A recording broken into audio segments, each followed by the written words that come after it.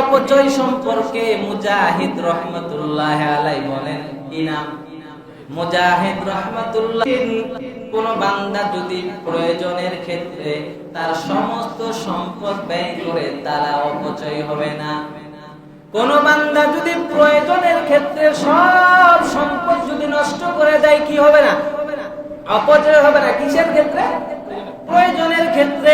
আবার কোন বান্দা যদি অপ্রয়োজনের ক্ষেত্রে সামান্য পরিমাণ সম্পদ নষ্ট করে, এটা অপচয়। কি বললেন? চিন্তা করছেন?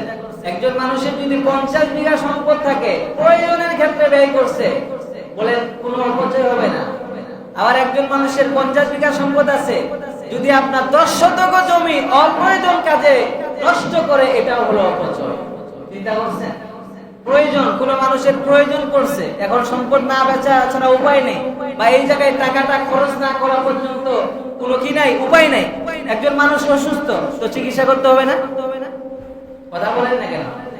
একজন মানুষ যদি, বা আমার ফ্যামিলির আমার বাবা, আমার সম্পদ করে গেল সবকিছু, আমার বাবা যদি অসুস্থ হয়, আমি কি দেখে থাকবো? কথা বলেন না কেন? আমার সাধ্য মতো আমি বাংলাদেশে চিকিৎসা করব, সেখানে সম্পদ না হলে ইন্ডিয়াতে নিয়ে যাব, আরো বিভিন্ন রাষ্ট্র, মালয়েশিয়া ইত্যাদি জায়গায় নিয়ে যাব। সম্পদ থাক আর না থাক, বাবাকে আগে বাঁচাইতে হবে। কি বলেন? চিকিৎসা করা সুন্নত না? কথা বলেন না কেন? আমার সামনে আমার বাবা অসুস্থ হয়ে পড়ে থাকবে, আমার ভালো লাগবে? তাহলে প্রয়োজন ক্ষেত্রে সম্পদ কি করে যাবে? খরচ করা যাবে, ব্যয় করা যাবে। অপ্রয়োজনের ক্ষেত্রে, অহেতুক, এলাকার ছেলেরা গানের আয়োজন করছে, মুরব্বী টাকা দেন, দিয়ে দিলেন 1000, লাগলে আরো নিস। আরে বাবা, চিন্তা করছেন? লাগলে কি নিস?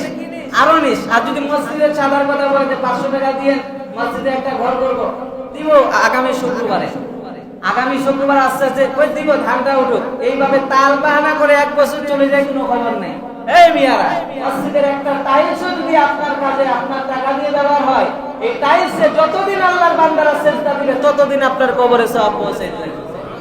কি মনে করেন আপনারা এত সহজ? আপনার দেওয়া একটা টাইলস মাত্র 300-400 টাকা দাম। এই 300-400 টাকা একটা টাইলস, পুরো লাইন বলি নাই আমি, কয়টা বলছি?